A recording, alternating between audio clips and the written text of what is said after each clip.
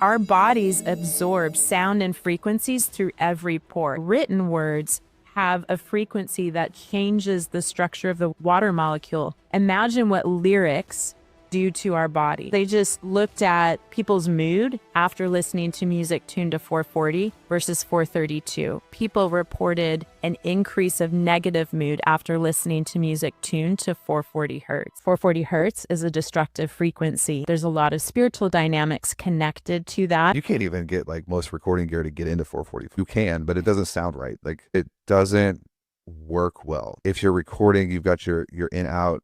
It doesn't like moving things to 4, so you can move like software instruments to 444. If you're not a musician, you have no idea what we're talking about. The hardware doesn't want to.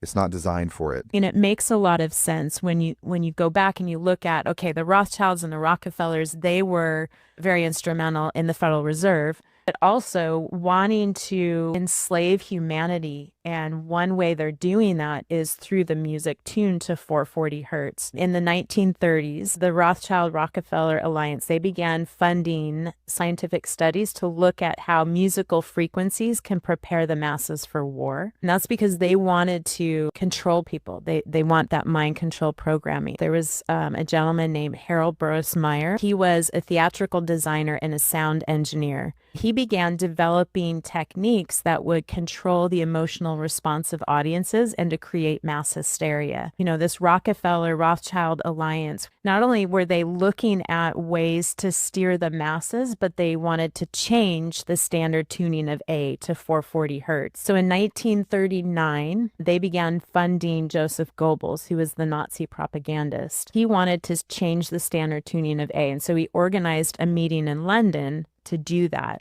Now, up until that time, the standard tuning of A was set at 435 hertz, and that was from a conference in Vienna in 1889. Radio Berlin approached the British Standard Association and asked if they would organize this conference in London, which was a total setup in which, you know, the powers that be had control of what the outcome was going to be. They didn't invite any of the French musicians because they were opposed to 440 hertz. The organizers of the conference interviewed the musicians, the instrument makers, the physicists, and the sound engineers.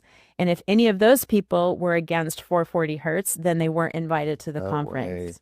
So it was all controlled. As a result, it's not surprising that the standard tuning of A was changed to 440 hertz. And that happened June 1939, just months before World War II broke out. And the timing of that is no coincidence because 440 hertz is a destructive frequency. It can retrain our thoughts towards disharmony, disruption, and disunity.